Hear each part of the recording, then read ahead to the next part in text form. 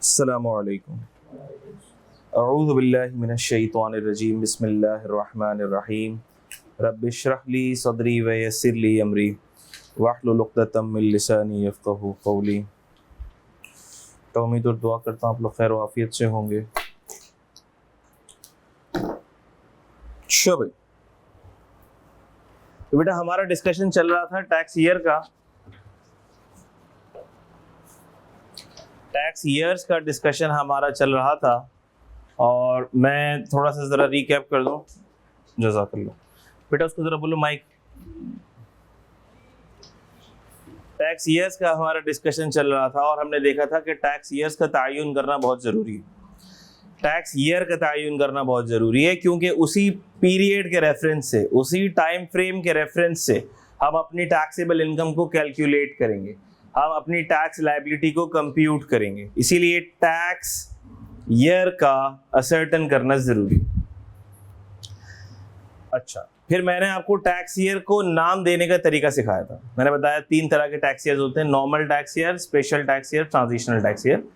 Normal tax year को normal इसलिए कहा जाता है क्योंकि ये आपकी इकोनॉमी के फिस्कल फाइनेंशियल ईयर से कॉरेस्पॉन्ड करता है, 1 जुलाई से 30 जून। इसको नाम कैसे दिया जाएगा? ये 12 महीनों का पीरियड होगा, 12 महीने होंगे इसमें, ना कम ना ज्यादा।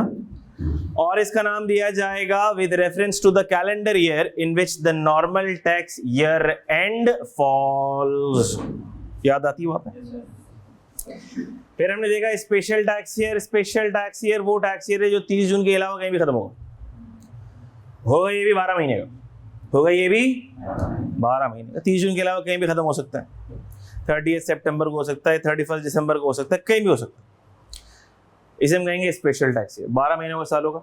इसको नाम कैसे दिया जाएगा? हमने कहा इसको नाम ऐसे दिया जाएगा, ये देखा जाएगा कि स्पेशल टैक्स ईयर का एंड किस नॉर्मल टैक्स ईयर के बैंड में फॉल करता है। एक दफा फिर से देख लेते हैं इस बात को और फिर आगे चलेंगे। Special tax year. अच्छा, special tax year. Special tax year हमने कहा भाई कोई भी टैक्स ईयर आप ले लो, मिसाल ले रहा हूं मैं। टैक्स ईयर स्टार्ट हो रहा है 1 अगस्त से, 1 अगस्त 2024 से स्टार्ट हो रहा है। 1 अगस्त 2024 से स्टार्ट हो रहा है और ख़त्म हो रहा है 31 जुलाई 2025। तो है तो ये स्पेशल टैक्स ईयर, इसमें तो कोई दो राय नहीं है। इसका नाम क्या होगा? बेटा ये भी उसको दे देना, बोलना इसमें भी ब्लैकिंग कर दो।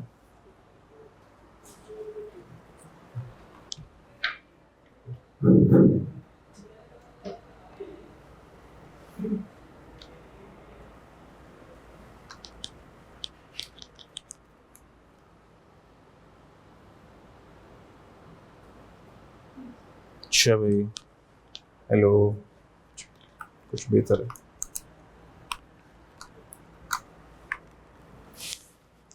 नाम क्या देंगे, नाम कैसे देंगे? हमने कहा देखेंगे कि आगे पीछे कौन से नॉर्मल टैक्स ईयर चल रहे हैं, आगे पीछे कौन से नॉर्मल टैक्स ईयर चल रहे हैं। ठीक है,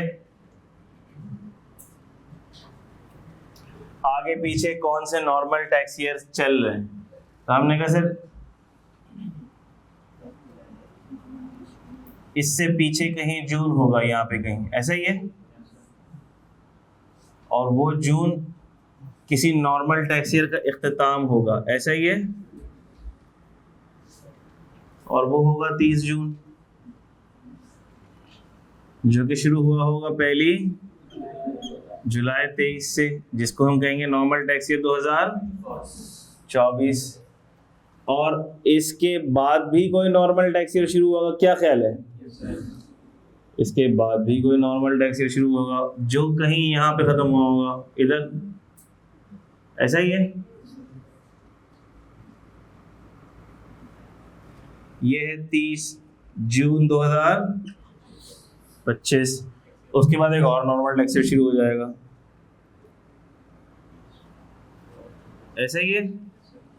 जो शुरू होगा 1 जुलाई 25 से खत्म कब होगा? 30 जून 2026 को। ये नॉर्मल टैक्स ईयर कौन सा कहलाएगा? 26। ये नॉर्मल टैक्स ईयर कौन सा कहलाएगा? 25। मुझे बता दो ऊपर वाला जो स्पेशल टैक्स ईयर है उसको नाम क्या देना है? 2000। Very good. ये देखो ये किस टैक्स ईयर के बैंड में फॉल किया। मैंने कहा सर ये नॉर्मल टैक्स ईयर 2026 के बैंड में फॉल किया, इसका मतलब कैसे हम नाम क्या देंगे? 2000, यही वाला नाम देंगे इसको। बात क्लियर होती है? शॉर्टकट भी है इसका। एक शॉर्टकट इसका ये है कि अभी इतनी लंबी ख्वारी करी ना हमने, 3 टैक्स ईयर बनाने पड़े, मेहनत मुशक्कत हो गई जरा। अब मैं आपको ऐसा तरीका बताता हूँ जिसमें मेहनत मुशक्कत भी नहीं होगी और आप फौरन से पता लगा लेंगे। क्या तरीका है वो? तरीका वो ये है कि आप ये देखो कि जो स्पेशल टैक्स ईयर का एंड है ना,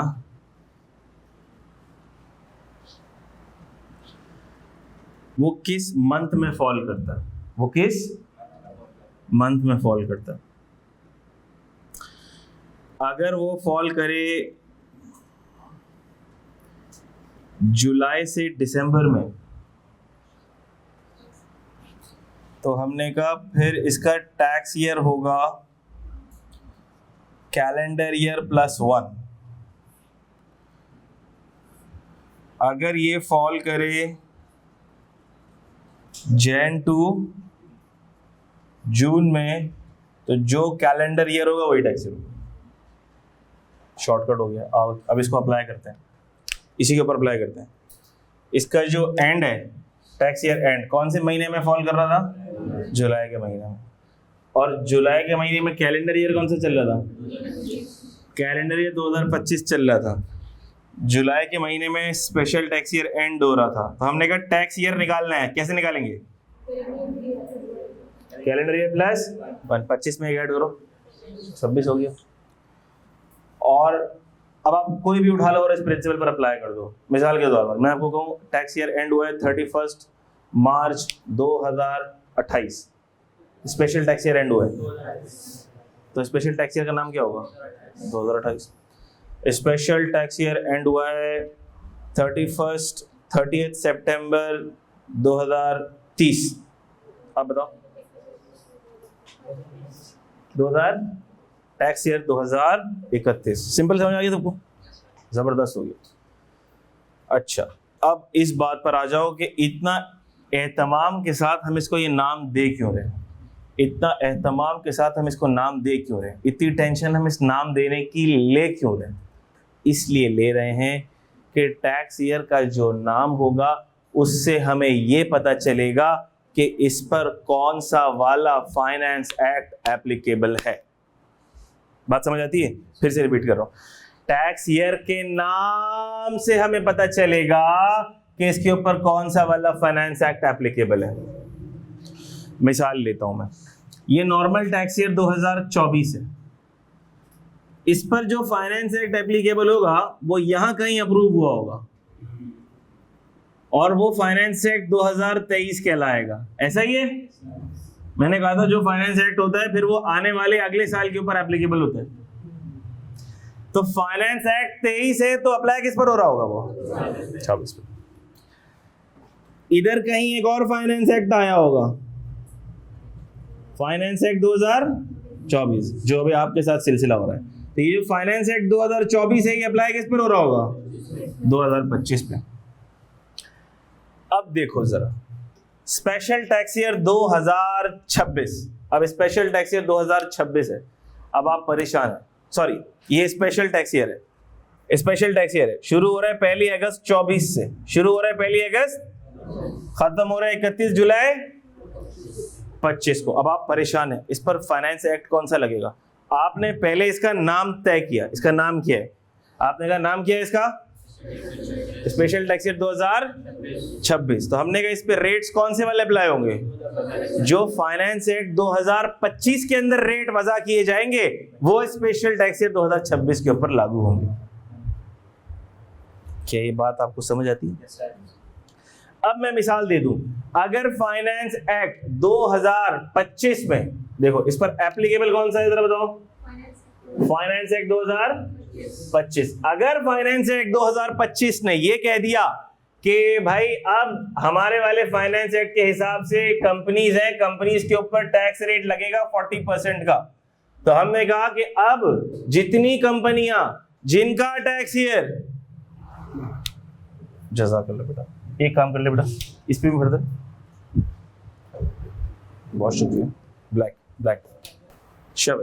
इस वाले फाइनेंस एक्ट ने कह दिया कि भाई हम कह रहे हैं कि अब जो कंपनीज है जिनका टैक्स ईयर क्या है 2026, उन कंपनीज के ऊपर टैक्स रेट क्या लगेगा 40%। तो हमने कहा ये कंपनी अगर अपना पीएनएल बनाएगी, ये कंपनी अपना पीएनएल बनाएगी, देख लो जरा, ये पर्सन अपना पीएनएल बनाएगा, पर्सन कहते हैं ना, पर्सन में सब आ जाता, ये पर्सन जब अपना पीएनएल बनाएगा जिसका स्पेशल टैक्स ईयर क्या है 2026, जिस पर लागू क्या हो रहा है, जिसमें रेट कंपनी से क्या हो गया 40%, तो अब वो अपने प्रॉफिट पर टैक्स क्या लगाएगा 40%। बात समझ आ गई? इसीलिए हमने नाम पर इतना एहतमाम किया था, इसीलिए हमने नाम का इतना एहतमाम किया था। अगर किसी ने गलत नाम दे दिया, गलत फाइनेंस एक्ट लगा देगा, गलत रेट लगा देगा और उसकी कैलकुलेशन होती रहेगी। बात समझ आती है सबको? यहाँ तक किसी को कोई मसला, कोई परेशानी? जी बेटा।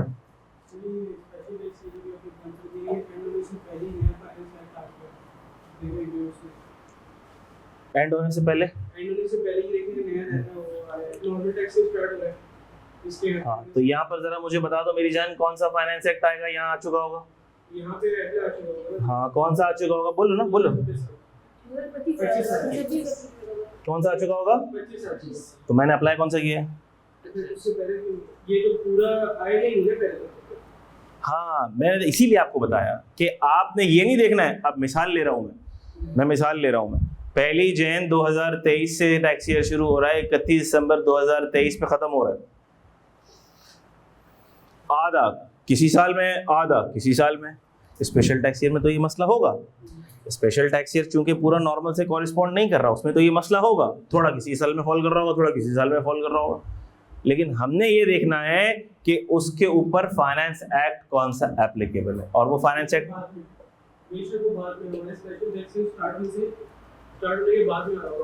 हाँ कोई इशू नहीं। लेकिन बात सुनो, एंड से पहले आ गया, इसका साल कब खत्म होगा? 31 जुलाई 2025 को। ये जो साल खत्म होगा, इधर जाकर कहीं 1-2 महीने के बाद ये अपनी फाइनेंशियल स्टेटमेंट्स को फाइनलाइज करेगा। ऐसा तो नहीं होता ना साल खत्म हुआ और आज हमने बोला साल खत्म हो गया, 12 बजे हम टक बटन प्रेस करेंगे, पूरे साल की फाइनेंशियल बन के आ जाएगी। ऐसा होता है कभी? ऐसा कभी भी नहीं होता। साल खत्म होता है, फिर अगला साल शुरू हो जाता है, फिर फाइनेंशियल रिकॉर्ड्स कंपाइल होते हैं, एडजस्टमेंट्स होती हैं, फाइनेंशियल स्टेटमेंट्स बनती हैं, 1-2 महीने का प्रोसेस होता है, ऑडिट होता है, 3 महीने लग जाते हैं।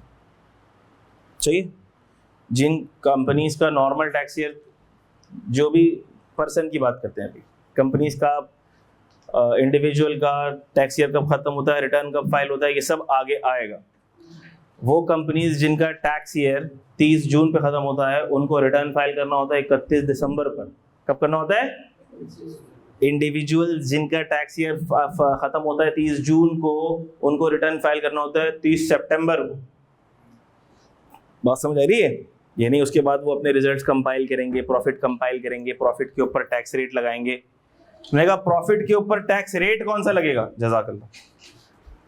इसका जब प्रॉफिट कंपाइल होगा, यहाँ पे कहीं प्रॉफिट जाके कंपाइल होगा, उसके ऊपर प्रॉफिट के ऊपर टैक्स रेट कौन सा लगेगा? वो लगेगा जो किसने बताया है। बात समझ आ रही? अच्छा भाई, ये बातें आपको आ गई समझ में माशाल्लाह। और किसी को कोई सवाल तो नहीं है?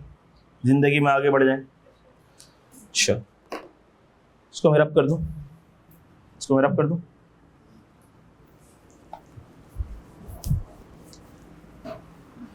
अब हम देखते हैं ट्रांजिशनल टैक्स ईयर। बहुत आसान है, बहुत आसान है। स्पेशल टैक्स ईयर आपको समझ आ गया। अब ट्रांजिशनल में तो मुझे कुछ खास समझाना ही नहीं, सेम उसूल लागू होगा, बस आपने कॉन्सेप्ट समझना है और उसको अप्लाई करना है। गौर से देखेंगे सबके सब। Transitional tax year, transitional tax year. मिसाल ले रहा हूं, कंपनी ए है, कंपनी ए का चल रहा है नॉर्मल टैक्स ईयर। क्या चल रहा है? नॉर्मल टैक्स ईयर चल रहा है। रावी चैन ही चैन लिखता है और ये नॉर्मल टैक्स ईयर स्टार्ट हो रहा है 1 जुलाई 24 से, खत्म कब होगा भाई? 30 जून 25। और इसको हम नाम क्या देंगे? 2000। ठीक है। अचानक से इसके ओनर को एक ख्वाब आया कि तुम अपना टैक्स ईयर चेंज कर दो, टैक्स ईयर चेंज करोगे तो तुम्हारी सेल बढ़ जाएगी, ये तुम्हारे लिए लकी होगा।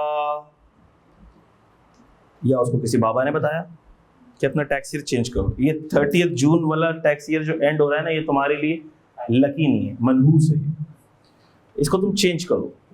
चलो क्या कर दो?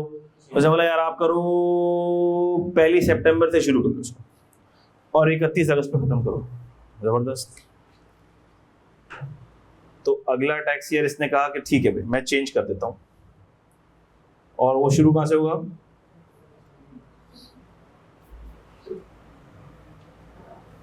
वो शुरू होगा 1 सितंबर 2025 से और खत्म कब होगा?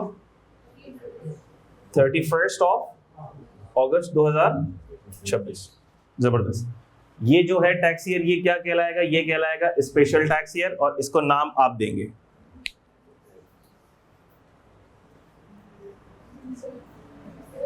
आप देंगे। सोच लो क्या दूं? गुड। ठीक है। पहले था ये, फिर इसने अपना टैक्स ईयर चेंज कर दिया। अभी वो बात आपके दिमाग में आ रही होगी, इस तरह से कोई चेंज कर सकता है क्या? कैसे चेंज होगा? क्यों होगा? वो बात की बात है, पर चेंज हो गई। ख्वाब में आया उसको, बाबा बंगाली ने कहा आप चेंज करो, यार चेंज कराओ सेल बढ़ेगी। ठीक, चेंज करा ले। चेंज कर लिया उसने। ये तो पूरा साल था ना, 12 महीनों का, ये पूरे 12 महीनों का साल था। हमने कहा इसका रिटर्न ऑफ इनकम फाइल हो जाएगा। ठीक है, पूरे साल का रिटर्न ऑफ इनकम फाइल हो जाएगा, टैक्स की दुनिया की P&L बैलेंस शीट फाइल हो जाएगी, टैक्स वाले के पास चली जाएगी, पूरे साल का हिसाब किताब चलेगा। स्पेशल टैक्स ईयर 2027, हमने कहा इस पूरे साल का रिटर्न ऑफ इनकम फाइल हो जाएगा। ठीक है, इसका रिटर्न ऑफ इनकम फाइल हो जाएगा, स्पेशल टैक्स ईयर का रिटर्न फाइल हो जाएगा, 12 महीनों का हिसाब किताब टैक्स वाले को चला जाएगा, वो इनकम को टैक्स वैक्स कर लेगा, जो भी करना है। लेकिन इसके चक्कर में हुआ क्या? एक छोटा सा पीरियड ऐसा रह गया जो यतीम रह गया, जो ना इस नॉर्मल टैक्स ईयर में आ रहा है, जो ना अगले स्पेशल टैक्स ईयर में जा रहा है। इसका हिसाब किताब तो टैक्स वाले को तुमने दिया ही नहीं। टैक्स वाला बोल रहा भाई इसमें कितनी इनकम कमाए वो भी तो बताओ, कहाँ है वो इनकम, वो बताओ। बात समझ आ रही है? मैंने कहा अच्छा कैसे बताएं, ये ना इस साल में फॉल कर रहा है, ना इस साल में फॉल कर रहा है, ये बीच के अंदर रह गया। तो टैक्स वाले ने बोला टेंशन लेने की जरूरत नहीं, इसको हम कहते हैं ट्रांजिशनल टैक्स ईयर। क्या कहते हैं इसको हम?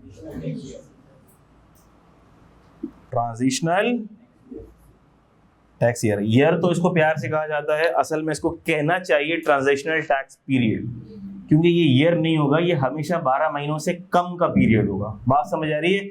ये हमेशा 12 महीनों का होगा, ये हमेशा 12 महीनों का होगा, और ये हमेशा ही 12 महीनों से कम का होगा। ये यतीम पीरियड कब कब जनरेट हो सकता है? जब नॉर्मल से स्पेशल में टैक्स ईयर चेंज होगा तब जनरेट हो जाएगा। स्पेशल से वापस इसको ख्वाब आया कि मुझे नॉर्मल में चले जाना चाहिए, फिर से ये जनरेट हो जाएगा। किसी को स्पेशल से दूसरे स्पेशल में जाना है तो भी ये ट्रांजिशनल टैक्स ईयर आ जाएगा। बात समझ आ रही है? तो ये यतीम पीरियड कभी भी जनरेट हो सकता है। हमने कहा अच्छा भाई जनरेट हो जाएगा, अब इसका क्या करें सर, इसको क्या नाम दें? हमने कहा अच्छा इसको पहले हम क्या करते हैं, माइक्रोस्कोप से थोड़ा सा बड़ा कर लेते हैं, बहुत छोटा हो गया। कहां से शुरू हो रहा है ये? 1 जुलाई 25 से शुरू हो रहा है, खत्म किधर हो रहा है? 31 अगस्त 2025 को खत्म हो रहा है। हमने कहा इसको नाम कैसे दें, इसको नाम देंगे transitional tax year question mark.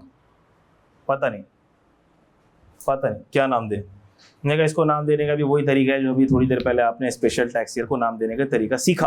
क्या सीखा? हमने कहा ये देखना पड़ेगा कि इसका जो एंड है वो किस नॉर्मल टैक्स ईयर के बैंड में फॉल करता है। बात समझ आ गई बात? तो अब जरा मुझे बताओ इसका जो ये टैक्स ईयर है ये किस नॉर्मल टैक्स ईयर के बैंड में फॉल करेगा। हमने कहा सर यहां से कोई एक नॉर्मल टैक्स ईयर शुरू हो रहा होगा, यहां से कहीं इधर से, ऐसा ही है, इधर से एक नॉर्मल टैक्स ईयर शुरू हो रहा होगा और वो नॉर्मल टैक्स ईयर 1 जुलाई 25 से शुरू हो रहा होगा और कहाँ खत्म हो रहा होगा? 30 जून 26। तो ये होगा नॉर्मल टैक्स ईयर 2026। तो क्या इस ट्रांजिशनल टैक्स ईयर का एंड नॉर्मल टैक्स ईयर 26 के बैंड में फॉल किया? तो नाम क्या दे देंगे? और वो शॉर्टकट तरीका तो आपको पता ही है, वो शॉर्टकट तरीका इधर भी एप्लीकेबल हो जाएगा। ये देखेंगे कि इसका एंड कौन से इस मंथ में फॉल कर रहा है। कौन से मंथ में फॉल कर रहा है बताओ? अगस्त में फॉल कर रहा है। और हमने देखा था कि अगर तो जुलाई से दिसंबर में कहीं भी फॉल करेगा तो जो कैलेंडर ईयर होगा +1 कर देंगे। ऐसा ही था। कैलेंडर ईयर क्या है? +1 हो गया 26। क्लियर हो गई बात है? जबरदस्त हो गया। अच्छा हम इसकी अंग्रेजी पढ़ेंगे ना तो लिखा हुआ कुछ यूं होगा, देखना जरा। देखो मैं आपको बार बार बता दूं, जिसने टैक्स को ढंग से समझ लिया उसने 60 से 70% क्लास में याद कर लिया। क्योंकि जो आप समझोगे वही अंग्रेजी जुबान में आपके हैंडआउट्स में लिखा हुआ होगा, चैप्टर में, बुक में लिखा हुआ होगा। बात समझ आती है? जिसने ढंग से गौर से टीचर की बात को सुन लिया, फोकस के साथ, बातें नहीं करी। बातें करने से ध्यान नहीं होता इधर उधर, सिर्फ बातें करने से भी होता है। इसके अलावा कई दफ़ा ऐसा होता है कोई स्टूडेंट बैठा हुआ है, रात की नींद पूरी नहीं हुई, अब मैं समझा रहा हूँ वो झोंके ले रहा है, मुझे समझ आ जाता है इसकी नींद पूरी नहीं हुई है, ये नींद में और बेचारा सही से समझ नहीं पा रहा है। इसी तरह से ऐसा भी होता है कि आप अक्सर औकात देख रहे होते हैं बोर्ड की तरफ, लेकिन मुझे पता होता है कि आप एब्सेंट माइंडेडनेस से देख रहे हैं। मिसाल के तौर पर कोई बंदा यूं देख रहा जा रहा है, अब मुझे पता है उसका दिमाग है ही नहीं, वो कहीं और है। बात समझ आती है? तो सिर्फ क्लास में बैठ जाने से आपको समझ नहीं है, आपको अपना दिमाग और अपनी 100% फोकस और अटेंशन इधर लगानी पड़ेगी। अगर आप थोड़ी भी कम लगाओगे ना तो शायद समझ आ जाए, लेकिन उतने अच्छे से याद नहीं हो पाएगा आपको, ठीक है? और अगर आपने, क्योंकि इतनी मेहनत करके सुबह उठकर तैयार होके नाश्ता करके किराया खर्च करके मुशक्क़त करके कैंपस आ रहे हो ना आप लोग, कुर्बानी है, मेहनत है, कुर्बानी है, ठीक है? कम से कम उन स्टूडेंट्स के मुकाबले में तो कुर्बानी है जो नहीं आ रहे। क्या ख्याल है? इतनी मेहनत करके आ रहे हो, तो जब यहाँ आकर फिर भी समझ कर ना जाओ तो कितनी बड़ी महरूमी की बात है ना। तो हम जब यहाँ पर आए हैं तो समझने के लिए आए हैं, सीखने के लिए आए हैं। अगर आपने यहाँ पर 100% अटेंशन के साथ समझ लिया सिर्फ, इंशाल्लाह, बड़ी बात नहीं कर रहा, ये आप लोग खुद देखेंगे, 70% तैयारी आपकी क्लास में होगी। 70% तैयारी इंशाल्लाह क्लास में होगी आपकी। सर याद तो घर में करना पड़ेगा, हाँ याद घर में ज़रूर करना पड़ेगा, लेकिन आपने जब समझ लिया होगा ना, इसको आप घर जाके याद करोगे, 2 दफ़ा रीड करोगे, याद होगा। और अगर आपने नहीं समझा, आप टकरे मारते फिरोगे और आपको मुश्किल से रट्टा लग रहा होगा आपका, और रट्टे के अंदर भी आप कुछ चीज़ें ऊपर कुछ चीज़ें नीचे कर दोगे, सेंस आगे पीछे कर दोगे, क्योंकि आपने सही समझा हुआ नहीं, आप वर्ड्स के पीछे भाग रहे हो। एक दफ़ा समझ लिया फिर याद करना आसान। अभी देखो अंग्रेजी जुबान में लिखा हुआ होगा, अभी हमने नहीं पढ़ा क्या लिखा हुआ हैंडआउट में, लेकिन लिखा हुआ कुछ ऐसा ही होगा। क्या? ट्रांजिशनल टैक्स ईयर की डेफिनेशन आ गई। अच्छा मैं आपको एक और बात बताऊं, पेपर में कई दफ़ा ऐसा होता है बहुत इजी चीज़ की डेफिनेशन आ जाती है, जैसे 3-4 अटेम्प्ट पहले रेंट की डेफिनेशन आ गई। अब बच्चे क्या समझते हैं, ये तो बच्चों वाली चीज़ है, ये तो हमें आ गई ना, पढ़ ली ना हमने। नहीं नहीं नहीं, सिर्फ ऐसे अनकॉन्शियसली पढ़ लेने से आपको डेफिनेशन याद नहीं हो जाएगी। आपको उसको याद करना पड़ेगा तो याद होगी। बात समझ आ रही? अब देखो, जैसे ट्रांजिशनल टैक्स ईयर की डेफिनेशन आई है और आ सकती है, 1 मार्क की आ जाएगी भाई। 1 मार्क की अगर आ जाती है और आपने उल्टा सीधा अल्लाह भला फला लिखा, क्या होगा? हो सकता है 1 भी ना मिले, हो सकता है आधा मिले। और एग्जाम में 1 मार्क की भी बहुत इंपॉर्टेंस है। 49 पे भी तो फेल होते हैं बच्चे, नहीं होते? मैं आपको दिखाऊंगा चीजें, इतनी आसान आसान चीजें आई हैं। मिसाल ले रहा हूं मैं, एक छोटी सी बात बता रहा हूं मैं। नॉन प्रॉफिट ऑर्गेनाइजेशन का क्राइटेरिया पूछा। अब नॉन प्रॉफिट ऑर्गेनाइजेशन का क्राइटेरिया सबको पता है, नॉन प्रॉफिट ऑर्गेनाइजेशन क्या है, सारा पढ़ लिया, टैक्स क्रेडिट ऑन डोनेशन पढ़ लिया, नॉन प्रॉफिट ऑर्गेनाइजेशन को जाता है। पूछ क्या लिया उसने? नॉन प्रॉफिट ऑर्गेनाइजेशन का क्राइटेरिया पूछ लिया, डेफिनेशन पूछ ली, यूं समझ लो। अब वो डेफिनेशन रिकॉल ही नहीं हो रही बच्चों को। 3 क्राइटेरिया थे, 3 मार्क की डेफिनेशन पूछी उसने, 3 मार्क का ही सवाल पूछा। आएगा, मैं बताऊंगा उस वक्त जब हम पढ़ रहे होंगे। अब आप मुझे बताओ, एक बंदे ने वो डेफिनेशन ही नहीं याद की, लिखा ऑल फॉल लिख दिया अपनी तरफ से, चलो मैंने माना 1 मार्क मिल गया उसको, और उस बच्चे का पेपर 48 मार्क्स पे रुक गया। मेरे हिसाब से उसको इस डेफिनेशन याद ना करने की सजा मिली है, मेरे हिसाब से। इजी मार्क्स छोड़ देते हो यार, मुझे बड़ा अफसोस होता है। क्यों? और ये भी याद करने की चीज थी क्या कोई? भाई हर चीज याद करने की चीज है, आपने नहीं छोड़ना कुछ भी। बात समझ आती है? खैर, आ जाओ इस पर वापस। ट्रांजिशनल टैक्स ईयर, इसको हम देख लेंगे बुक में क्या लिखा हुआ है, लेकिन लिखा वही होगा जो भी मैं बता रहा हूं आपको। ट्रांजिशनल टैक्स ईयर एक पीरियड है which starts from the end of the last full tax year till the beginning of new special tax year। ये लिखा हुआ उसके अंदर, आगे पीछे ऊपर नीचे करके। अब जिसको ये कॉन्सेप्ट पता है, मुझे बताओ कि उसको रट्टा लगाने की जरूरत है? चोट लगा। इसी तरह कोई भी चीज हो, आपको अगर कॉन्सेप्ट आ गया ना, मैं याद करना है, लेकिन आप घर जाएंगे उसको 2 दफा पढ़ेंगे, याद हो जाएगा, 3 दफा पढ़ेंगे, आपको याद हो जाएगा।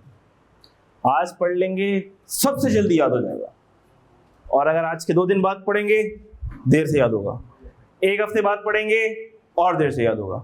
1 महीने बाद याद करेंगे, अब 1 घंटा लग जाएगा आपको याद करने में। ये उसूल है, ताज़ा ताज़ा है ना, ताज़ा ताज़ा है, गरम गरम कॉन्सेप्ट है, गरम गरम कॉन्सेप्ट है। आज अगर आपने ये इसी कॉन्सेप्ट के ऊपर घर जाके जरा प्रेस कर दी, इस कॉन्सेप्ट को इस्त्री मार दी, तो सिलवटें वो दूर हो जाएंगी, उसके बाद नहीं होगी, फिर आप भूल जाओगे। ठीक है? अच्छा, normal tax year, special tax year, transitional tax year. आओ जरा इसको हैंडआउट से पढ़ लें, फिर आगे चलते हैं। तीनों को पढ़ लेते हैं। और ये जाहिर सी बात है, जो हम पढ़ते जा रहे हैं ये मुझे बताने की जरूरत नहीं है, घर जाके आप लोगों को याद करना है। और मैं क्लास में किसी से भी कभी भी कोई भी क्वेश्चन पूछ सकता हूँ। ठीक है? इस बात का आपको बहुत और अंदाजा हो जाएगा, इसलिए प्रेजेंस ऑफ माइंड 100% होना चाहिए। नॉर्मल टैक्स ईयर की डेफिनेशन मैं पहले पढ़ चुके, तो दोबारा पढ़ लेता हूँ। Normal tax year is a period of 12 months. मैं उम्मीद कर रहा हूँ कि सबके पास हैंडआउट्स हैं, ऑनलाइन वाले बच्चों के पास भी हैं, क्लास वाले बच्चों के पास भी हैं। ऐसा है, होना चाहिए।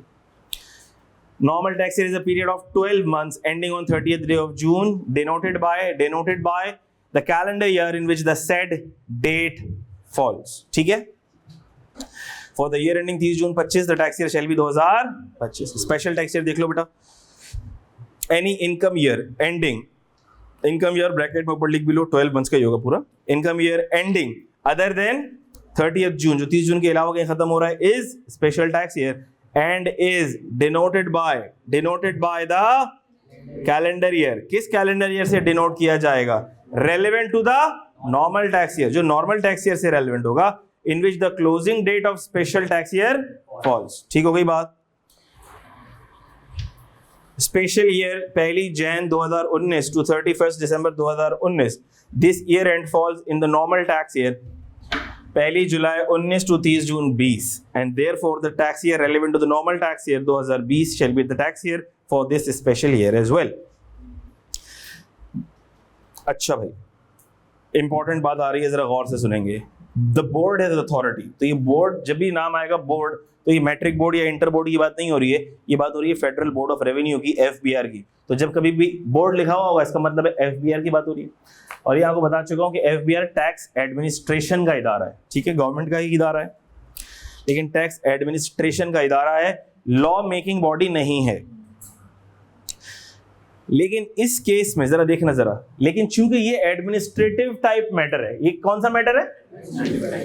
इन कंपनियों का टैक्स ईयर ये रख दो, शुगर वाली का ये रख दो, बैंक्स का जरा 31 दिसंबर तक रख दो, ये एडमिनिस्ट्रेटिव नेचर का डिसीजन है। तो देखो इसकी अथॉरिटी किसके पास है? बोर्ड के पास। The board has the authority to prescribe any special tax year. किसका? In respect of a particular class of tax payer. Underline कर लो इसको, particular class of tax payer, underline कर लो इसको। मतलब क्या हुआ इसका? मिसाल दे रहा हूं मैं, एफबीआर अगर मुझे लेटर लिखे, कहे मुनीर साहब आपका टैक्स ईयर हमने 30 जून से चेंज करके 30 सितंबर कर दिया है, क्योंकि आपकी बर्थडे 29 सितंबर को आती है, 30 सितंबर को आपका टैक्स ईयर खत्म, चेंज कर दिया हमने। मैं उस लेटर को फाड़ के डस्टबिन में डाल दूंगा। वजह, क्योंकि अगर टैक्स ईयर स्पेसिफाई होगा तो किसी एक पर्सन का स्पेसिफाई नहीं होगा, क्लास ऑफ टैक्स पेयर का स्पेसिफाई होगा। किसका स्पेसिफाई होगा? क्लास ऑफ टैक्स पेयर का, किसी एक बंदे का नहीं होगा। मैं बोलूंगा ये मेरे किसी दोस्त ने मजाक किया मेरे साथ। बात समझ आ रही है क्या बेटा?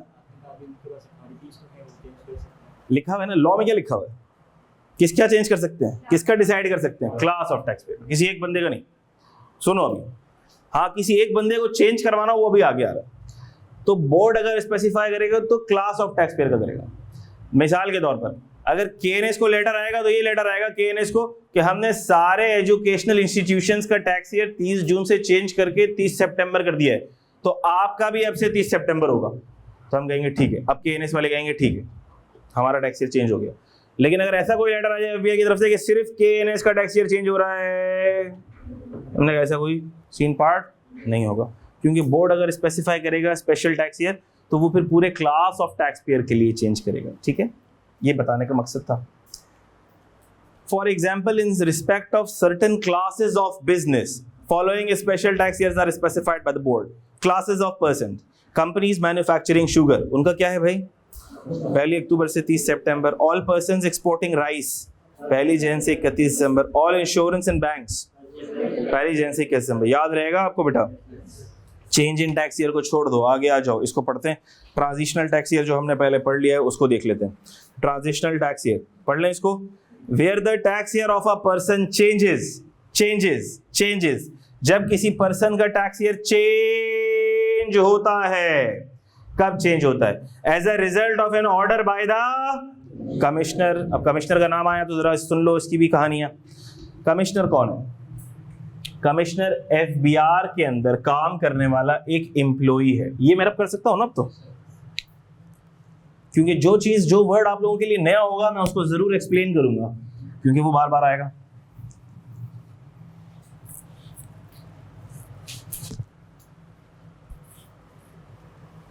चलो देखो जरा, ये एफबीआर की इदारा है, ठीक है, और एफबीआर एक टैक्स एडमिनिस्ट्रेशन बॉडी है। जो गवर्नमेंट और एफबीआर के जो एम्प्लॉइज हैं गवर्नमेंट एम्प्लॉइज हैं, जाहिर सी बात। किसी भी ऑर्गेनाइजेशन के अंदर हिरार्कीज होती हैं, ठीक है। उस ऑर्गेनाइजेशन में जो सबसे टॉप पोजीशन पे बंदा होता है आमतौर पर वो सीईओ होता है, चीफ एग्जीक्यूटिव ऑफिसर होता है, ठीक है, जो इस पूरी ऑर्गेनाइजेशन को रन करता है। तो हमने कहा एफबीआर का भी एक क्या होगा, सबसे टॉप होगा, सबसे टॉप लेवल बंदा होगा, ठीक है। उसको हम कहते हैं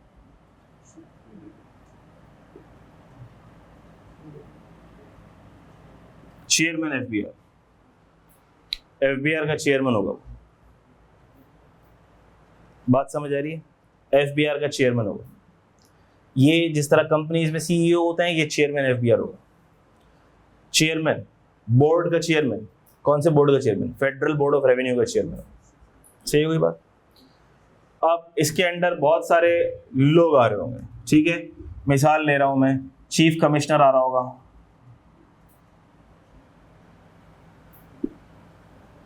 कमिश्नर आ रहा होगा, डिप्टी कमिश्नर आ रहा होगा, असिस्टेंट कमिश्नर आ रहा होगा। कहने का मकसद ये है कि ये रिपोर्ट करेंगे किसी को, सब चेयरमैन, अल्टीमेट सबसेट सबका बॉस कौन है? चेयरमैन एफबीआर सबका बॉस है। ठीक हो गई बात? अच्छा, आमतौर पर ये कमिश्नर, हर टैक्स पेयर की जुरिस्डिक्शन का एक कमिश्नर होता है, ठीक है। अब इन्होंने फिर अपनी कमिश्नर्स की को एरियाज असाइन किए हुए होते हैं, बिजनेस असाइन किए हुए होते हैं। मिसाल ले रहा हूं मैं, लार्ज टैक्स पेयर्स के लिए अलग यूनिट है, वहां के अलग कमिश्नर्स हैं। उस लार्ज टैक्स पेयर के अंदर जोन वाइज कमिश्नर है, इस जोन को ये देखता है, इस जोन को ये देखता है। बात समझ आ गई? बैंक्स को ये वाला कमिश्नर देखता है, वो इनकी इंटरनल डिस्ट्रीब्यूशन है, हमें उससे क्या। लेकिन कहने का मकसद ये है कि जब कभी भी कमिश्नर का जिक्र आएगा, इसका मतलब ये एफबीआर का कारिंदा है। बात समझ आ गई? और कमिश्नर थोड़ी सीनियर पोजीशन होती है, तो इसके पास जाहिर सी बात है अप्रूवल के राइट्स होंगे, तो कमिश्नर ही अप्रूव करता है। अब किसी को अपना टैक्स ईयर चेंज करवाना है, तो हर टैक्स पेयर का एक कमिश्नर अलॉट होता है। बात समझ आ गई है? तो अब वो एप्लीकेशन देगा उसको, कि मिसाल ले रहा हूं मैं, मुझे टैक्स ईयर चेंज करवाना है, तो मुझे एप्लीकेशन किसको देनी पड़ेगी? कमिश्नर को देनी पड़ेगी। कमिश्नर उसको अप्रूव करेगा या रिजेक्ट करेगा, अभी हम उसका पूरा प्रोसेस पढ़ेंगे। सही है? तो where the tax year of a person changes, transitional tax year, where the tax year of a person changes as a result of an order by the commissioner, तो किसी ने एप्लीकेशन दी होगी कमिश्नर को, और कमिश्नर ने उसको फिर approve किया होगा और ऑर्डर दे दिया होगा कि हाँ भैया तुम चेंज कर लो, तो उस अप्रूवल के नतीजे में उसका टैक्स ईयर क्या होगा? चेंज हो गया होगा। Either from the normal tax year to special tax year और vice versa, या नॉर्मल से स्पेशल चला गया होगा, या स्पेशल से वापस नॉर्मल आ गया होगा। एक केस इसमें लिखा हुआ नहीं है, वो भी हो सकता है। क्या? स्पेशल से स्पेशल भी हो सकता है। स्पेशल से स्पेशल में भी ट्रांजिशनल टैक्स ईयर हो जाएगा, ठीक है। वो लॉ में लिखा हुआ नहीं, लेकिन हो सकता है। तो फिर होगा क्या? अब वही बात जो मैंने आपको समझाई थी, the period between the end of last tax year prior to change. This is the last tax year prior to change. This is the last tax year prior to change. So end of last tax year prior to change. ये रहा वो end of last tax year prior to change. तो क्या लिखा हुआ है? The period between, इन दो तारीखों के दरमियान का पीरियड। किन दो तारीखों के दरमियान का period? Prior to the change and the date on which changed tax year begins, और उस डेट, वो डेट जो चेंज से पहले वाली डेट है, लास्ट फुल टैक्स ईयर खत्म हुआ है, और वो डेट जिसमें नया, जिस वक्त जिस पर नया टैक्स ईयर शुरू हो रहा है, उन दोनों के बीच का पीरियड क्या कहलाएगा?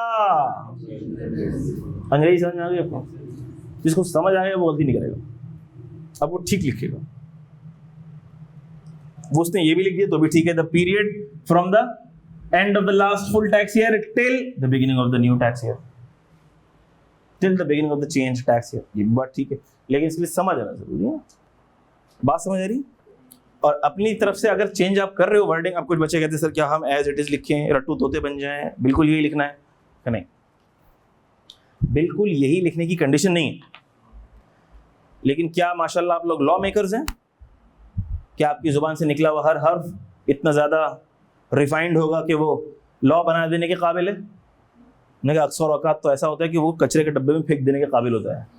अक्सर औकात ऐसा होता है, बहुत माजरत के साथ, आपको खुद पता लग जाएगा जब आप लोग लिखेंगे। कहने का मकसद ये है कि जब आप इसको याद करेंगे ना, किसी भी चीज़ को जब आप याद करते हो, तो मिसाल ले रहा हूँ मैं ये एक प्रोसेस अभी हम पढ़ेंगे। देखो जरा, चेंज इन टैक्स ईयर का प्रोसेस पढ़ेंगे हम। देखो पेज नंबर 2 के एंड से शुरू हो रहा है, चेंज इन टैक्स ईयर का प्रोसेस हम पढ़ेंगे और ये पूरा प्रोसेस लिखा हुआ है। सही है?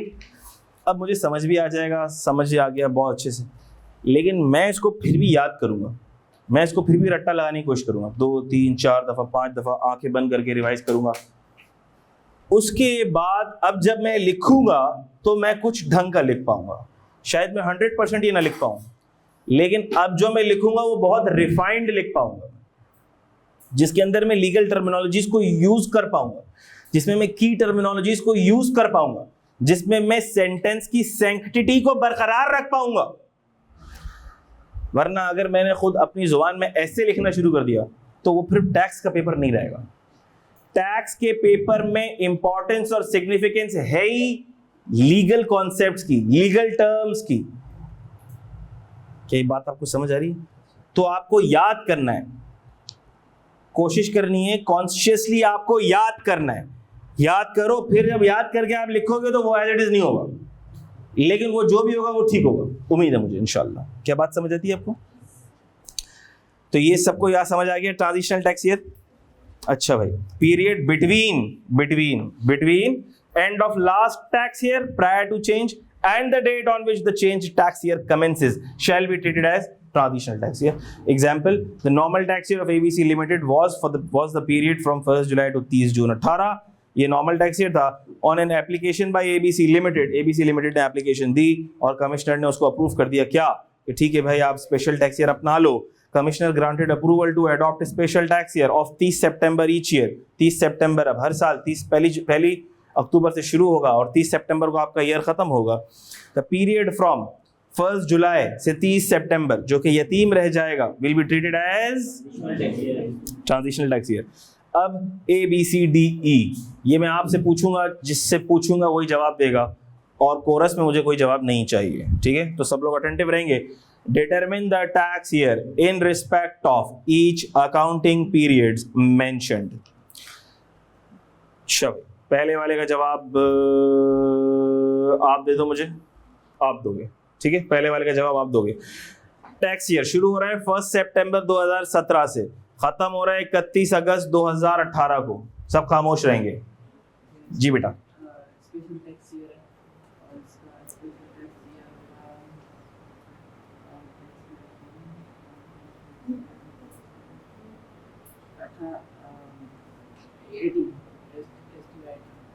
स्पेशल टैक्स ईयर 2018 आप बता दो, ठीक कहा उन्होंने?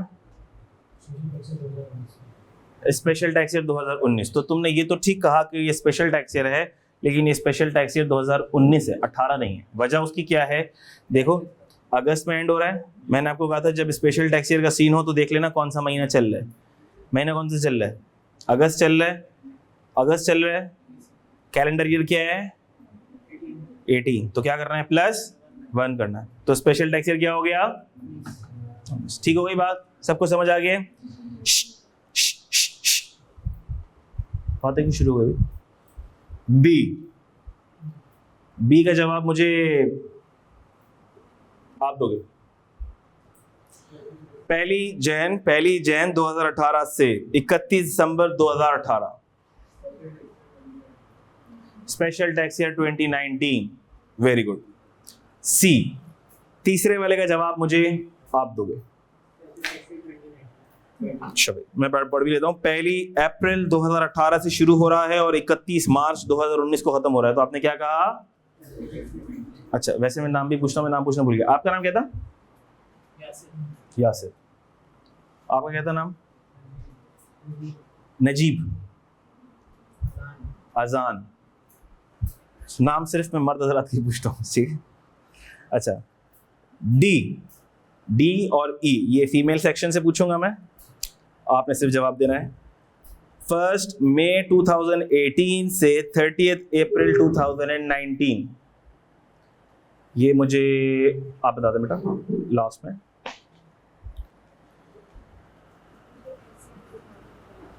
स्पेशल टैक्स ईयर 2020, थोड़ा सा जरा 20 का था आपने, 19 का था? 19 का था आपने। स्पेशल टैक्स ईयर 2019, बिल्कुल ठीक कहा आपने, गुड। ई का आप दे दें बेटा, आप। Very good. Normal tax year 2019, जबरदस्त। अच्छा भाई, अब हम आते हैं इस पर, आ जाओ इधर। Change in tax year.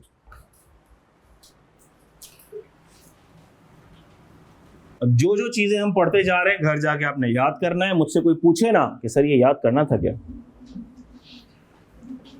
और जो मैं पढ़ाऊंगा अगली क्लास में किसी से भी रैंडमली कोई भी सवाल पूछा जा सकता है। तो प्रेजेंस ऑफ माइंड होना चाहिए आपका 110%। अच्छा, ऐसा हो सकता है कि मैं किसी से कोई सवाल पूछूं और वो जवाब ना दे सके? तो कोई मसले की बात नहीं है, कोई टेंशन की बात नहीं है।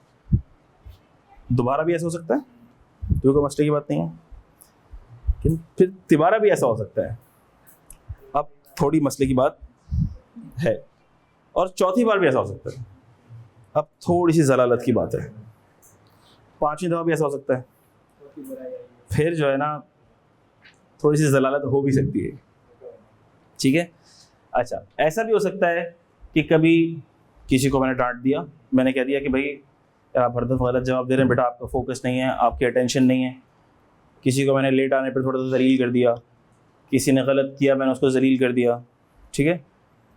तो इसमें दिल पे लेने की बात है, मैं तो चाहता हूँ तुम लोग दिल पे लो, इग्नोर ना करो, दिल पे ले लो मेरी बातों को, बुरा मान जाओ, लेकिन बुरा मान के आपकी पढ़ाई में वो चीज़ रिफ्लेक्ट करनी चाहिए। आपका गुस्सा, सर ने हमें बोल दिया यार, ये तो अच्छी बात नहीं है, अब देखो मैं पढ़ के दिखाऊंगा सर को, करके दिखाऊंगा। मैं कहा भाई दिल पे लो, बिल्कुल लो, क्योंकि जो उस्ताद की जो जिल्लत होती है ना, उस्ताद जो जिल्लत करता है वो खुश नसीबों को मिलती है। जो उस्ताद से कभी पिटे भी हो ना स्कूल में कभी, वो खुश नसीब लोग होते हैं जिनको थोड़ी बहुत उस्ताद की मार पड़ गई हो, ठीक है। ये निशानी है कि आप पास हो जाएंगे इंशाल्लाह, लेकिन इसका ये मतलब नहीं है कि अब हर बंदा जलील होना शुरू हो जाए मुझसे। कहने का मकसद ये है कि आपने दिल पे लेना है, सिर्फ इतना लेना है कि उससे आपकी एफिशिएंसी इंप्रूव हो जाए, बाकी माइंड नहीं करना मेरी बातों को, माइंड नहीं करना। एक दफ़ा मैं क्यों कह रहा हूँ आपसे, एक दफ़ा ऐसा हुआ, अब जाहिर सी बात है मैं सवाल पूछता हूँ तो किसी से पूछता हूँ, अब वो बैठा हुआ था रिफ्रेशर, तो पहली दफ़ा मैं उसका पास नहीं हुआ था, तो जब भी मैं कुछ पूछता था उसकी बारी आती ही थी, तुम बताओ, क्योंकि मेरी कोशिश होती है कि भाई अब की दफ़ा अगर एक दफ़ा पेपर उसका रुक गया है तो अगली दफ़ा तो निकले ना भाई पेपर।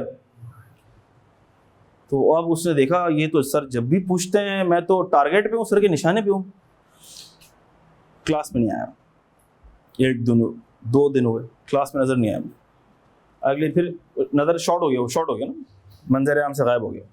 मैंने देखा कैंपस में तो आ रहा है, पढ़ रहा है, कॉमन एरिया में बैठा हुआ है, घूम रहा है, फिर रहा है, मैं नमाज़ पढ़ने जा रहा हूँ, सलाम दुआ कर रहा है। मैं बोला भाई किधर गायब हो, टैक्स का पेपर नहीं देना, नहीं करना, पास नहीं करना, क्या करना है? बोले नहीं सर आपके मैं ऑनलाइन लेक्चर ले रहा हूँ। मैंने बोला क्यों भाई, हम तो क्लास में आ रहे थे। सर वो आप जो है ना फिर मुझसे सवाल शुरू कर देते हैं। मैंने बोला भाई तो सवाल तो करूँगा ना, सवाल करने से आप एक्टिव रहोगे। जब आपके जहन में ये बात होगी ना कि टीचर मुझसे कभी भी सवाल कर सकता है, अब आप एक्टिव रहोगे कि यार मुझे समझना है, मुझे अच्छे से इसको समझना है, सर सवाल कर सकते हैं। मैं घर से प्रिपेयर्ड हो गया हूँ यार, मैं देख के आऊँ, मैं सर मुझसे सवाल कर सकते हैं। बात समझ आ रही है? तो this is a positive thing, इसको नेगेटिव नहीं लेनी है। क्या आपने कहा नहीं यार अब मैं क्लास में नहीं जा रहा, सर सवाल करते हैं, भाई करेंगे ना सर सवाल, आपके अच्छे के लिए कर रहे हैं सवाल, ठीक है। गलती होगी तो आपसे गलती होगी तो किसी और को याद रहेगा यार इसने गलती की थी, मुझे नहीं करनी, तो आपकी गलती से 10 को और को फायदा हो जाएगा। बात समझ आ रही है? तो इससे खुश होना, इससे परेशान नहीं होना। अच्छा अब आ जाओ, change in tax year process बहुत इंपॉर्टेंट है, बहुत इंटरेस्टिंग है, और आप यकीन करो एग्जाम में ये कई दफा आ चुका है। इसमें आने वाली क्या बात है तो मुझे खुद भी नहीं पता,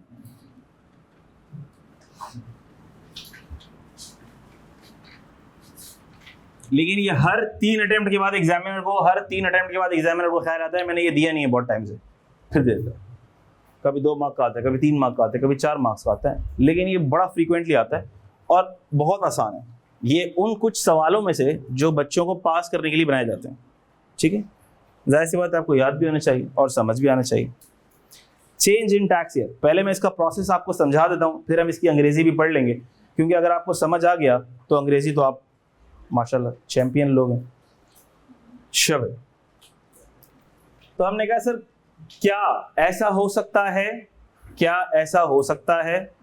कि एक बंदा है, एक पर्सन है। अच्छा जब मैं बंदे की बात करूं तो इसका मतलब पर्सन की बात कर रहा हूं मैं, ठीक है। और जब मैं पर्सन की बात कर रहा हूं तो उसमें इंडिविजुअल भी, एओपी भी, कंपनी भी सब आ गए, ये आपको पता है।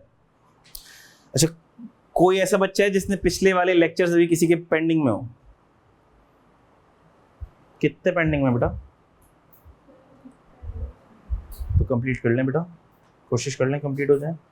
इतनी डिस्कशन हमने की नहीं है, थोड़ी ही की है, लेकिन उसको पेंडिंग पर ना छोड़ो, कर लो, ठीक है, वरना वो पेंडिंग वाले फिर जिंदगी भर पेंडिंग ही रह जाएंगे। अच्छा, चेंज इन टैक्स ईयर, तो क्या चेंज, उसमें मैंने ये इसलिए पूछ रहा हूँ क्योंकि लास्ट क्लास में हमने पर्सन का कॉन्सेप्ट डिस्कस किया था। पर्सन में इंडिविजुअल भी है, एओपी भी है, कंपनी भी है, 4 और भी है, लेकिन अभी आपकी किसी काम की नहीं है, 3 आपके काम के। क्या कोई पर्सन अपना टैक्स ईयर चेंज करवाना चाह सकता है? किसी की ख्वाहिश हो सकती है? हमने कहा जी हो सकती है। उस ख्वाहिश को पूरी करने के लिए उसको क्या करना पड़ेगा? हमने कहा उसको एप्लीकेशन देनी पड़ेगी, apply to commissioner, apply to, उसको एप्लीकेशन देनी पड़ेगी कमिश्नर को कि भैया मुझे टैक्स ईयर चेंज करना है। बात समझ आ गई? पॉइंट नंबर 2, क्या कोई भी चेंज करा सकता है? ऐसे मुंह उठा के जा सकता है? ख्वाब में आया मुझे ये टैक्स ईयर मेरे लिए मुनासिब लग नहीं रहा, मुझे मेरा बिजनेस लॉसेस में जा रहा है, हो सकता है मेरा टैक्स ईयर की डेट मेरे सितारों के हिसाब से, सितारों की गर्दिश के हिसाब से ये टैक्स ईयर मुझे सूट नहीं कर रहा, और उसने अप्लाई कर दिया कमिश्नर को। इतना फ्री नहीं कराएगा कमिश्नर, आपको एप्लीकेशन देनी पड़ेगी और आपको कंपेलिंग नीड शो करनी पड़ेगी। क्या शो करनी पड़ेगी?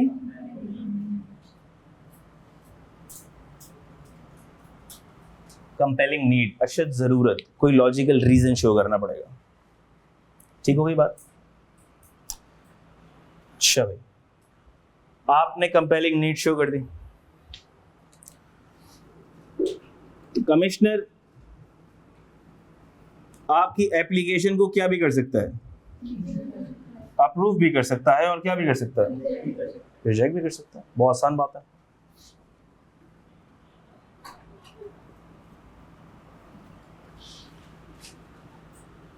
ठीक है, ऐसा भी हो सकता है कि वो अप्रूव करे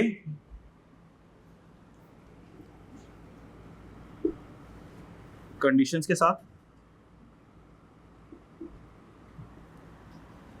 सब्जेक्ट टू कंडीशंस के साथ अप्रूव कर सकता है। मिसाल दे रहा हूं छोटी सी, कमिश्नर कहे कि ठीक है भाई, तुम्हारा नॉर्मल से मैं स्पेशल टैक्स ईयर कर रहा हूं, लेकिन तुमने हर साल ये डॉक्यूमेंट सबमिट करने पड़ेंगे, तुमने इस रीज़न की वजह से मुझसे ये टैक्स ईयर चेंज कराया है, अभी एग्जांपल आ जाएगी, ठीक है, तुमने इस रीज़न की वजह से मुझसे टैक्स ईयर चेंज कराया है, अब तुम्हें हर साल ये डॉक्यूमेंट सबमिट करने पड़ेंगे। चलो बताइए देता हूँ आमतौर पर रीज़न क्या होता है। आमतौर पर टैक्स ईयर चेंज करने का एक ही रीज़न होता है, आमतौर पर एक ही रीज़न होता है, इसके अलावा मैंने कोई रीज़न देखा नहीं। आमतौर पर टैक्स ईयर चेंज करने का एक ही रीज़न होता है, और वो रीज़न ये होता है, ग्रुप ऑफ कंपनीज जब होती है ना, ग्रुप ऑफ कंपनीज में एक होती है पेरेंट कंपनी और एक उसकी होती है सब्सिडरी कंपनी। इसको आसान लफ्जों में अगर मैं कहूं, अभी पेरेंट कंपनी, सब्सिडरी कंपनी, ये आप लोग अकाउंटिंग में पढ़ेंगे इंशाल्लाह, जब थोड़े बड़े हो जाएंगे तो कंसोलिडेशन में पढ़ेंगे, ग्रुप ऑफ कंपनीज का कॉन्सेप्ट पढ़ेंगे। तो मेरा मकसद अभी उसकी डिटेल में जाना नहीं है, मुझे जितना बताना होगा मैं उतना ही बता के आगे निकल जाऊंगा। पेरेंट कंपनी जिसको आप आसान उर्दू में कह सकते हैं अब्बू कंपनी, और सब्सिडरी कंपनी जिसको आप आसान उर्दू में कह सकते हैं ये इसकी बेटा कंपनी है। ठीक है, इस कंपनी के, मिसाल ले रहा हूं मैं, इस कंपनी के 70% शेयर्स किसके पास हैं? पेरेंट कंपनी के पास। ऐसा भी हो सकता है 100% शेयर्स हो, ऐसा भी हो सकता है 60% शेयर्स हो, ऐसा भी हो सकता है 51% शेयर्स हो, लेकिन मेजॉरिटी होल्डिंग होगी। अगर इस सब्सिडरी कंपनी की मेजॉरिटी होल्डिंग इसके पास है तो ये फिर इसकी पेरेंट कंपनी बन जाती है। आप जब अकाउंटिंग पढ़ेंगे, IFRS 3 पढ़ेंगे, और भी क्राइटेरियाज हैं, बहुत डिटेल्ड क्राइटेरियाज हैं कि कंट्रोल कब एस्टैब्लिश होता है, सब्सिडरी कब बनती है, वो एक तवील बहस है जिसमें आप लोग जाएंगे इंशाल्लाह, लेकिन थोड़े से बड़े होने के बाद। अभी मैंने आसानी के लिए आपको बता दिया, पेरेंट कंपनी, अब्बू कंपनी, बेटा कंपनी, 50% से ज़्यादा शेयर होल्डिंग हो, कंट्रोल हो, ये सारी बातें। अब होता क्या है लॉ के हिसाब से, जब आप कंपनी लॉ पढ़ेंगे तो कंपनी लॉ के अंदर आप ये देखेंगे कि रिक्वायरमेंट होती है कि पेरेंट कंपनी अपनी फाइनेंशियल स्टेटमेंट्स भी SECP को सबमिट करेगी। SECP कौन होता है? कंपनीज का रेगुलेटर होता है, कंपनीज का रेगुलेटर होता है। जैसे हम चार्टर्ड अकाउंटेंट्स हैं, हमारा रेगुलेटर ICAP है, इसी तरह कंपनीज का रेगुलेटर SECP होता है, securities and exchange commission of Pakistan. तो लॉ की रिक्वायरमेंट होती है कि पेरेंट कंपनी अपनी फाइनेंशियल स्टेटमेंट्स SECP को सबमिट करेगी। चाहिए? एक और रिक्वायरमेंट भी होती है कि पेरेंट कंपनी अपनी सब्सिडरी कंपनी के साथ कंसोलिडेटेड फाइनेंशियल स्टेटमेंट्स बनाएगी। क्या बनाएगी? यानी कि दोनों की फाइनेंशियल स्टेटमेंट्स होंगी, इसकी भी फाइनेंशियल स्टेटमेंट्स होगी, और फिर इन दोनों की फाइनेंशियल स्टेटमेंट्स सम होके बनेंगी क्या? Consolidated financial statements. एसईसीपी की रिक्वायरमेंट होती है कि अगर कोई ग्रुप ऑफ कंपनीज है तो पेरेंट कंपनी अपनी फाइनेंशियल्स भी सबमिट करेगी और किसकी भी करेगी?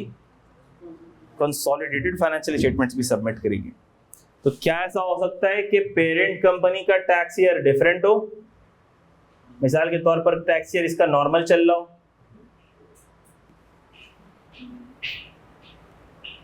या इसका स्पेशल चल रहा हो। सुनो, हो सकता है ये बैंक हो, आसान करते हैं, हो सकता है ये बैंक हो और इसका क्या चल रहा हो? स्पेशल टैक्स ईयर चल रहा हो।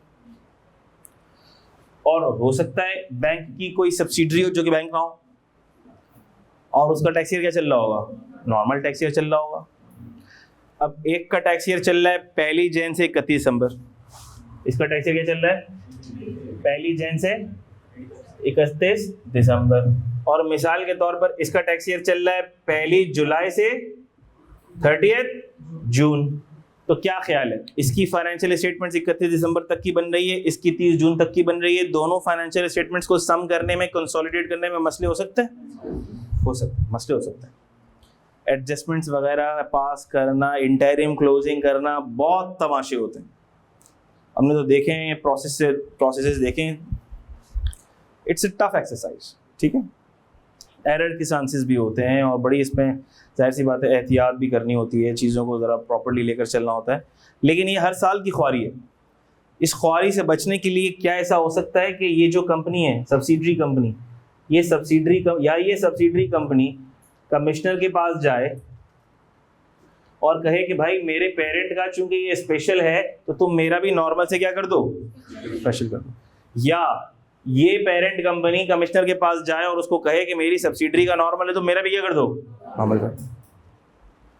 तो आम तौर पर यही रीजन होता है, इसके अलावा कोई रीजन नहीं होता टैक्स चेंज करने का। क्या बात समझ आती है? बस मुख्तसर से कॉन्सेप्ट आपके दिमाग में आ जाना चाहिए, डिटेल के अंदर जाने की हमको जरूरत नहीं है। तो अब ऐसा हो सकता है कि कमिश्नर ने अप्रूवल दे दी, अप्रूव कर दिया, लेकिन सब्जेक्ट टू कंडीशन। वो क्या कंडीशन हो सकती है? कोई भी कंडीशन हो सकती है। वो ये भी कंडीशन हो सकती है कि भाई आप हमें सब्सिडरी की फाइनेंशियल भी सबमिट करोगे हर साल। ये भी कंडीशन हो सकती है। अप्रूवल हम आपको दे रहे हैं लेकिन सब्जेक्ट टू कंडीशन दे रहे हैं कि अगर आपने फिर हर साल हमें सब्सिडरी की फाइनेंशियल स्टेटमेंट सबमिट नहीं करी तो फिर हमारी अप्रूवल भी ड्रॉ कर लेंगे हम। भाई बात समझ आ रही? शब्द और क्या भी कर सकता है? वो रिजेक्ट भी कर सकता है, रिजेक्ट भी कर सकता है और पहले से दी हुई अप्रूवल को विड्रॉ भी कर सकता है। क्या भी कर सकता है?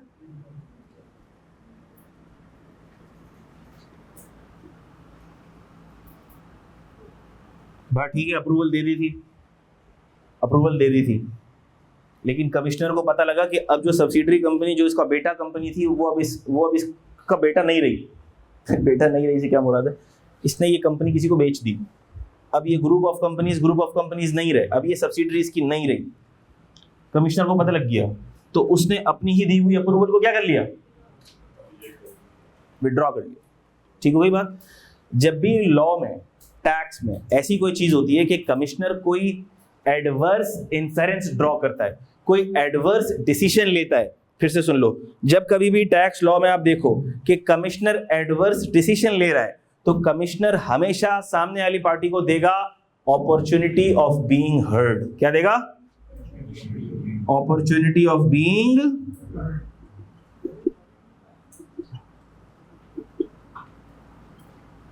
क्या मतलब?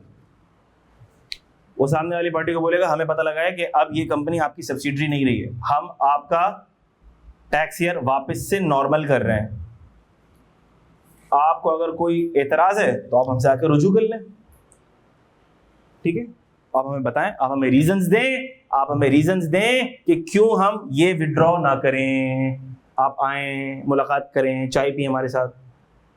तो अगर फिर इसके पास कोई रीजन होगा, इसके पास कोई कहानी होगी, इसके पास कोई रीजन होगा, कोई वैलिड आर्गुमेंट होगा, तो वो आएगा और अपना केस प्रेजेंट करेगा।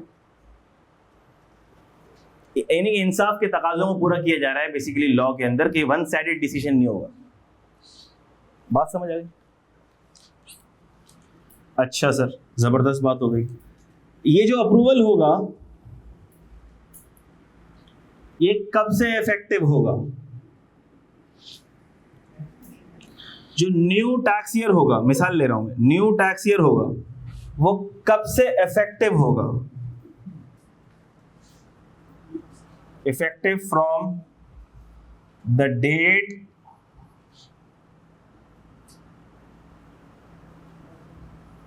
Mentioned in order.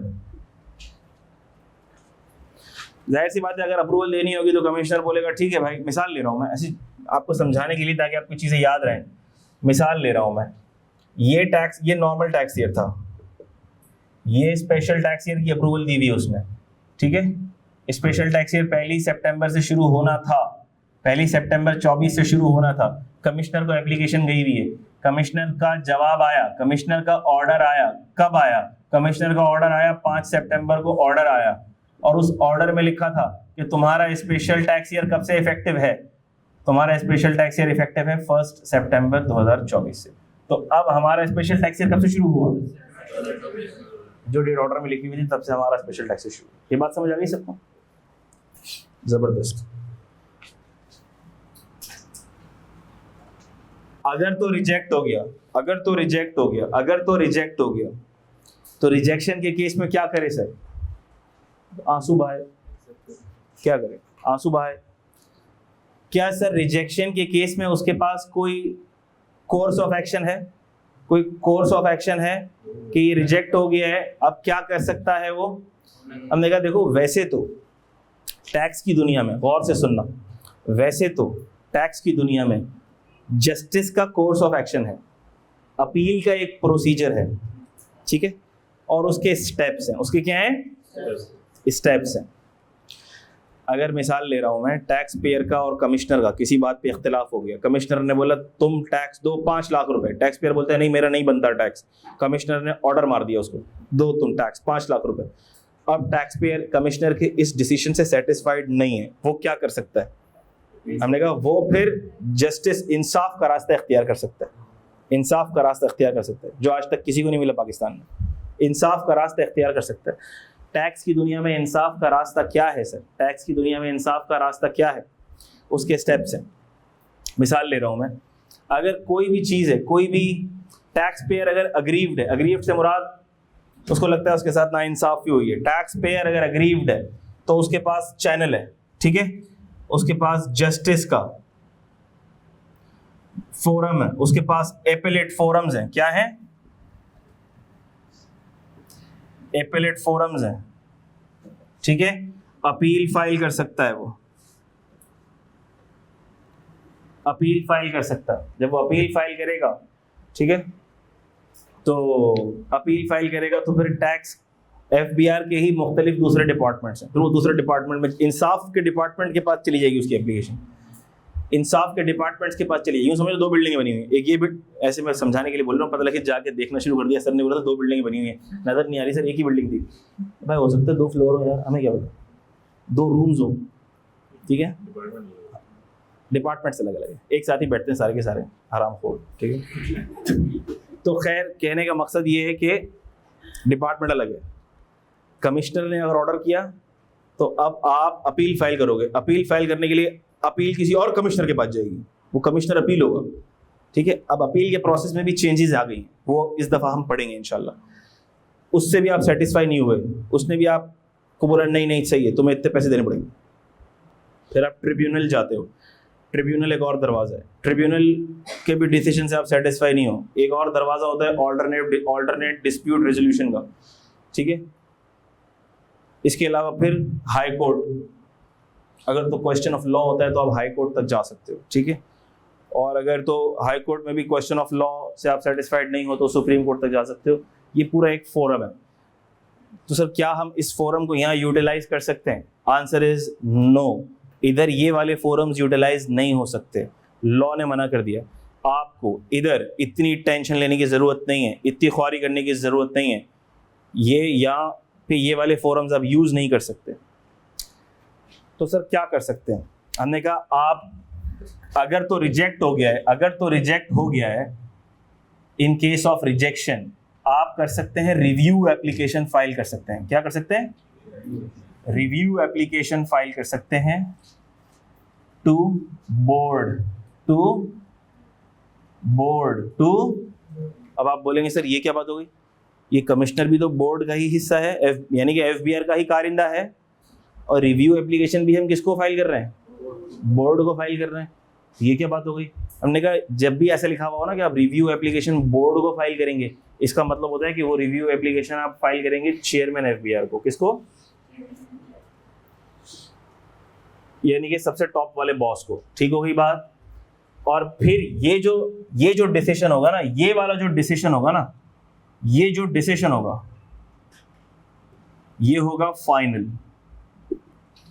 अब आप इसके डिसीजन को किसी कोर्ट में चैलेंज नहीं कर सकते। क्यों? क्योंकि ये एक एडमिनिस्ट्रेटिव मैटर है, और इतने छोटे मैटर्स के लिए हम अदालतों को तकलीफ नहीं देंगे, वहां पे वैसे ही बहुत सारे केसेस चल रहे हैं। ठीक होगी बात? तो ये एडमिनिस्ट्रेटिव मैटर है, और एडमिनिस्ट्रेटिव मैटर के अंदर ये डिसीजन जो चेयरमैन एफबीआर का होगा वो फाइनल होगा। इसके बाद कोई डिसीजन। क्या ये बात सबको समझ आ जाती है? यही जो बातें मैंने आपको सलीस उर्दू में समझाई, यही अंग्रेजी में लिखी हुई हैं। आओ इसको पढ़ लेते हैं, और आप इसको याद भी कर लोगे आज इंशाल्लाह। Change in the tax year, पढ़ लें इसको। In addition to the above, a taxpayer may get permission to adopt a special income year subject to fulfillment of the following conditions laid down in section 74. That is, आ जाओ, process शुरू हो रहा है। सारी बातें मैंने आपको मोटी मोटी तकरीबन बता दी हैं, वही आ रही होंगी घूम फिर कर। A person may apply to the commissioner for change of tax year from normal tax year to special tax year, or from special tax year to normal tax year, and the same can be granted subject to any conditions. सारी बात लिखी है ना मैंने कहीं ना कहीं? ठीक है। The commissioner shall grant permission subject to conditions if any. अगर वो कोई लगाना चाहे तो conditions के तहत वो permission grant कर देगा, as the commissioner may impose, जैसे वो लगाना चाहे, only, सिर्फ और सिर्फ कब? If the person has shown a compelling need for the change. A change of tax year from normal to special or vice versa granted by the commissioner is subject to withdrawal. कौन गया? ये रहा। If in his opinion, अगर उसको लगता है it is no longer feasible, अब ये अप्रूवल feasible नहीं है, but not unless, लेकिन वो ऐसा डिसीजन तब तक नहीं ले सकता, but not unless the person has been provided an opportunity of being heard. An order of the commissioner for change of tax year shall take effect from such date. वो order कब से effective होगा?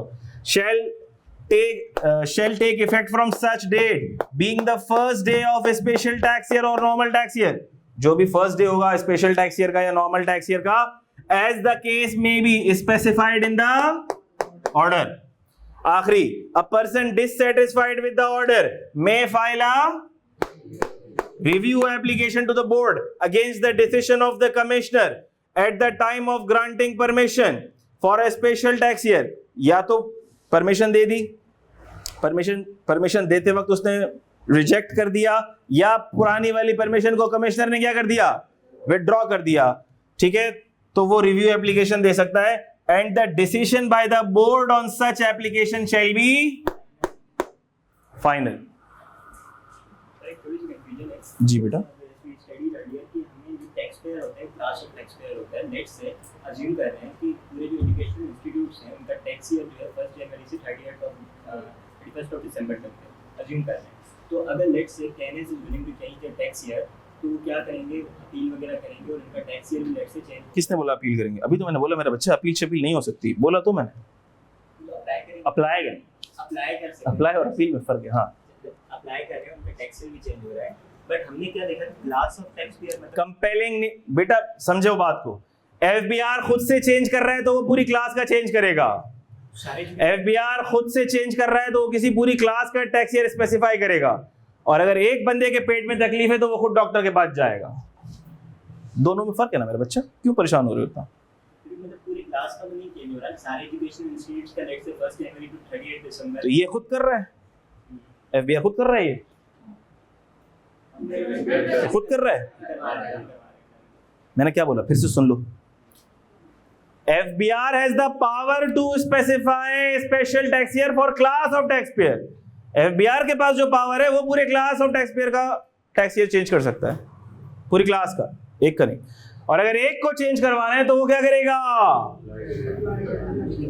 तुम दो चीजों को mix क्यों कर रहे हो, समझ नहीं आ रहा मुझे। इतना एक्स्ट्रा कंफ्यूज नहीं होना भाई, सीधी चीज को बिल्कुल सीधा रखना है। अभी से तो इतना परेशान होगा तो आगे तेरा क्या होगा भाई, समझ गया? आगे रास्ते घाटियां बहुत तकलीफ दे हैं, समझ रहे? बहुत आसान है ये, इसको जरा कॉम्प्लिकेट नहीं करना। नेक्स्ट ईयर हम यूं कह सकते हैं बाकी सारे जो एजुकेशनल इंस्टीट्यूट्स हैं उनका वही चल रहा है, लेकिन स्पेसिफिकली कहने से सारी कंपनियों का वही चल रहा है।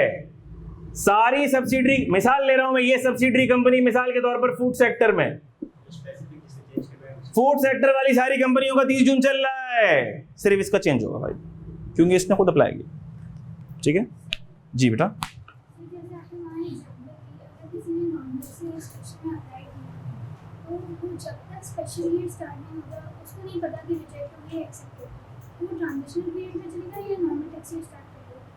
वक्त चलेगा, वो किसी में भी नहीं चलेगा, वक्त तो गुजर ही जाएगा। चाहे ट्रांजिशनल चले चाहे स्पेशल चले, उससे क्या फर्क पड़ेगा उसकी सेहत पे? तो फर्क पड़ेगा, जब पता चलेगा तो पता चल जाएगा। बात समझ आ रही? मिसाल ले रहा हूँ, अब अक्सर औकात ऐसा होता है कि बच्चा सवाल करता है तो मेरे दिमाग में एक छोटी सी एग्जांपल आ जाती है, तो माइंड नहीं कीजिएगा आप लोग, कभी भी मेरी कोई एग्जांपल में आप लोग माइंड नहीं करेंगे। मिसाल ले रहा हूँ, एक बच्चे ने पेपर दिए कैफ के पेपर दिए, रिजल्ट नहीं आया, अभी आया नहीं, 2 महीने बाद आएगा। आप पूछें सर अब वो रिजल्ट तो नहीं आया, 2 महीने तक रिजल्ट तो नहीं आया, उसको पता तो नहीं है वो पास है या फेल है, वो खाना सही से खाए कि ना खाए उन 2 महीनों में? वक्त है, वो वक्त तो गुजर जाएगा, जैसे वो गुजार ले, उसकी सेहत पे कोई फर्क पड़ने वाला नहीं है। सर वो वापस से पढ़ाई शुरू कर दे अभी कि ना करे,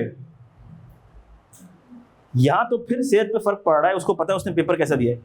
इधर तो कंपनी चल रही है माशाल्लाह से, सेलें हो रही हैं दबा के, उसको टेंशन लेने की जरूरत नहीं है। चेंज होगा होगा, नहीं होगा नहीं होगा, नहीं होगा तो देखेंगे नहीं होगा, उसके ऊपर कोई चीज अटकी भी नहीं है, टेंशन नहीं लेनी, चिल करना है। शब खैर, तो ये सबको समझ आ गया, जिंदगी में आगे बढ़ जाए।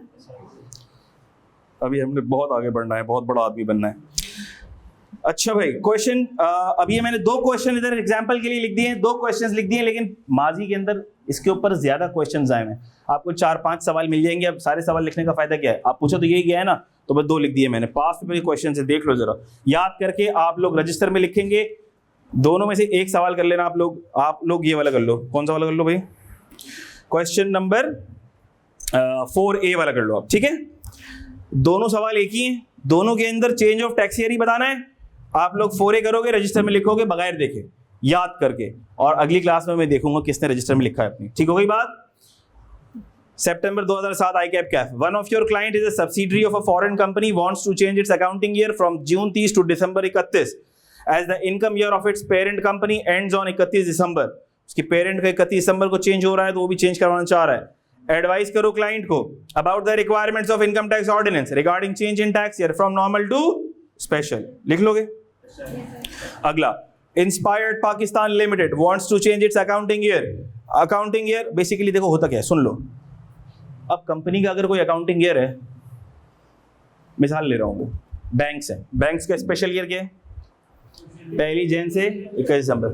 तो अब वो बैंक पागल होगा जो बोलेगा मैं अकाउंटिंग ईयर तो जुलाई से जून रखूंगा। हम थप्पड़ मारेंगे उस बैंक को, हम बोलेंगे भाई टैक्स ईयर तेरा जब 1 जनवरी से 31 दिसंबर है तो अकाउंटिंग ईयर भी वही होगा तेरा, भाई वही रखेगा ना, वरना तू क्या टैक्स रिटर्न के लिए दोबारा कैलकुलेशन ही करेगा? बोले भाई तो फिर कंपनीज क्या करती हैं, जो टैक्स ईयर होते हैं वही क्या करती हैं? Accounting year. तो बेसिकली यहाँ पर टैक्स ईयर की बात हो रही है कि उसको अपना टैक्स ईयर चेंज करना है। वांट्स टू, अकाउंटिंग ईयर और टैक्स ईयर यहाँ पर ये अजम्पशन ली जा रही है कि एक ही बात है, ठीक है? Inspired Pakistan wants to change its accounting year from 30 June to 31, यानी कि उसको नॉर्मल से स्पेशल में चेंज करना है। As the income year of its parent company in USA ends on 31 December.